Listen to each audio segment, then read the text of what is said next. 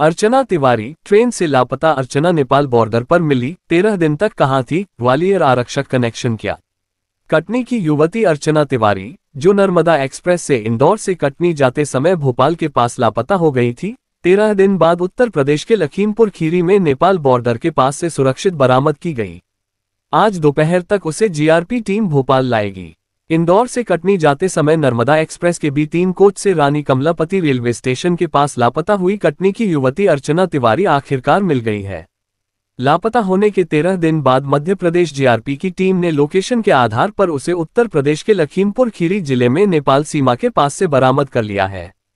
अर्चना 7 अगस्त को लापता हुई थी।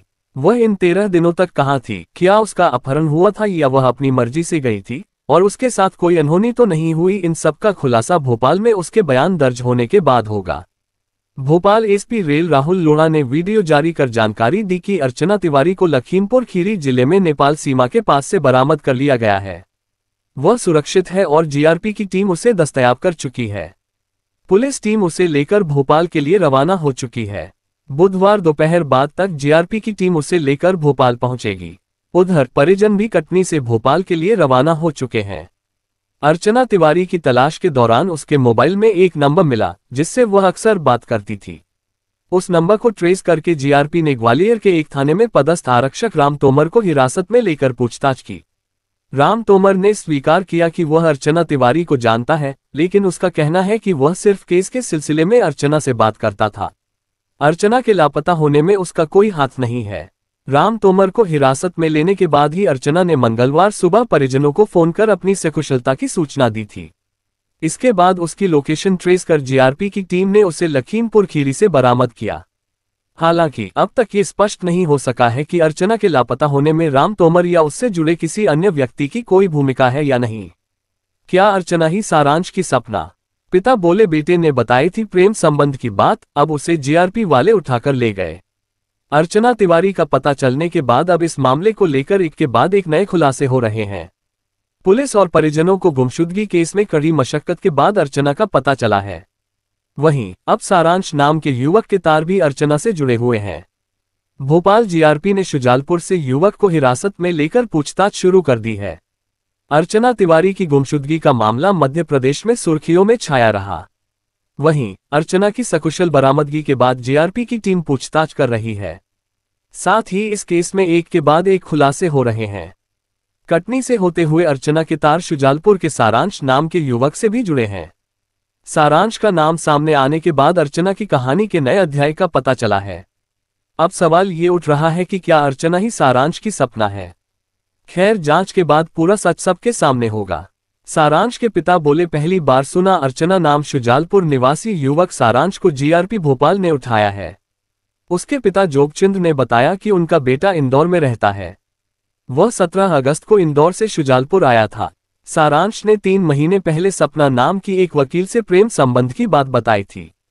उन्होंने बेटे को समझाया था कि कोई गलत काम न करे। उन्होंने अर्चना नाम पहली बार सुना है। उसकी मां का कहना है कि उनका बेटा निर्दोष है। सारांश के परिवार का दावा है कि वह 8 से 10 अगस्त तक चेन्नई में था। मामला प्रेम प्रसंग से जुड़ा है। जिले के शुजालपुर से अर्चना तिवारी गुमशुदगी मामले के तार जुड़े हैं। भोपाल जीआरपी पुलिस ने शुजालपुर निवासी एक युवक को हिरासत में लिया है और भोपाल ले जाकर पूछताछ की जा रही है। जानकारी के अनुसार मामला प्रेम प्रसंग से जुड़ा है और गुमशुदगी की कहानी युवती अर्चना तिवारी ने ही रची थी। हालांकि शुजालपुर निवासी युवक के घर वालों का कहना है कि उनके बेटे की कोई गलती नहीं है।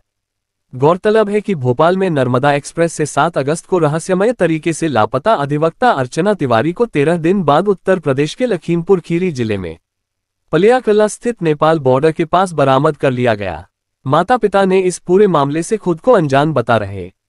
इससे पहले मंगलवार सुबह उनके मुन्ह बोले भाई ने परिवार के सदस्यों को अर्चना से फोन पर बात होने की जानकारी दी तो उसके साथ हुई अनहोनी की आशंका दूर होने से सबने राहत की सांस ली। वहीं अब अर्चना तिवारी के अचानक लापता होने के मामले के तार शुजालपुर से जुड़ते नजर आ रहे हैं। भोपाल जीआरपी की टीम शुजालपुर पहुंची, जहां से ब्रजनगर कॉलोनी निवासी सारांश को पूछताछ के लिए अपने साथ लेकर गई है। हालांकि माता पिता ने इस पूरे मामले से खुद को अनजान बताया। क्या है पूरा मामला? ज्ञात हो कि कटनी निवासी अर्चना तिवारी इंदौर के सत्कार छात्रावास में रहकर सिविल जज की तैयारी कर रही थी। रक्षाबंधन पर वह अपने घर जाने के लिए इंदौर से नर्मदा एक्सप्रेस के एस बढ़ी कोच की भी 3 सीट पर बैठकर यात्रा कर रही थी। भोपाल के रानी कमलापति रेलवे स्टेशन के पास तक वह अपनी सीट पर देखी गई। इसके बाद वह वहां नहीं मिली और उसका फोन भी बंद हो गया। सहयात्रियों ने पुलिस की पूछताछ में बताया कि युवती वॉशरूम जाने की कहकर सीट से उठी थी। वहीं कुछ लोगों का कहना है कि वह रानी कमलापति रेलवे स्टेशन पर उतरी थी, लेकिन वापस ट्रेन में सवार हुई या नहीं, ये स्पष्ट नहीं हो सका। 8 अगस्त की सुबह ट्रेन के कटनी पहुंचने पर जब अर्चना तिवारी नहीं उतरी, तो उसके परिजनों ने उमरिया में रहने वाले उसके मामा को सूचना दी। उसके मामा ट्रेन के अंदर पहुंचे तो अर्चना का पर्स मिला, जिसमें बच्चों के लिए खिलौने, कुछ सामान और राखी रखी हुई थी। एक बैग में उसके कपड़े भी सुरक्षित रखे हुए थे, लेकिन अर्चना अपनी सीट पर नहीं थी। यात्रियों ने मामा को बताया कि रानी कमलापति रेलवे स्टेशन के बाद से ही अर्चना अपनी सीट पर नहीं दिखी थी।